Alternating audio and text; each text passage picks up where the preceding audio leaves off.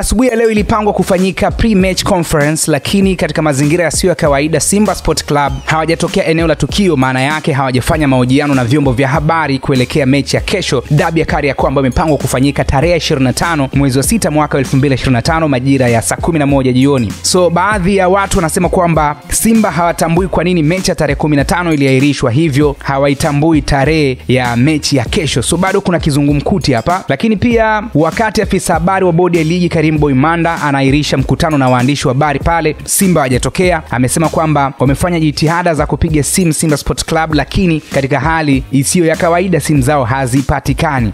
Nikinukuu kile ambacho amekisema, na amesema kwamba Simba walitakiwa kuwa hapa saa 5:30 asubuhi lakini hawajafika. Kwa bahati mbaya hata kwenye simu hawapatikani, na sisi hatuwezi kukaa hapa hadi saa 10 kwa sababu ratiba zingine zinatakiwa kuendelea. Lakini pia ukipita kwenye page ya Instagram ya Simba Sport Club kuna ujumbe ambao wameushare pale, ni kama wanaonekana Simba wako mapumzikoni, kwa sababu wachezaji wanaonyesha wamelalia mikono hivi kama wamepumzika, umeona na kwenye page hii wameandika muda wa yani kama wa kuenjoy kulala, alafu hashtag ya nguvu moja. Ukipita kwenye page ya Instagram ya Simba Sport Club utaona hivyo. Hii bado inaleta picha tofauti kwa Simba Sport Club kuhudhuria kwenye mechi ya tarehe 25 mwezi wa 6 mwaka wa 2025. Lakini pia Simba Sport Club walitakiwa kuhudhuria mazoezi ya mwisho siku ya leo tarehe 24, siku moja kabla ya mechi, na mazoezi yanafanywa ule muda ambapo mechi itachezwa kesho yake. Hiyo ni kisheria. Sasa Simba Sport Club hajatokea kwenye mazoezi. Alitakiwa Simba Sport Club aonekane kwenye mazoezi saa 11 kwa siku ya leo, hivyo hajaonekana, so hajafanya mazoezi ya mwisho. Lakini hiyo bado haimzuie kushiriki mchezo wa kesho. Tunasubiri tuone kipi kitatokea. Lakini pia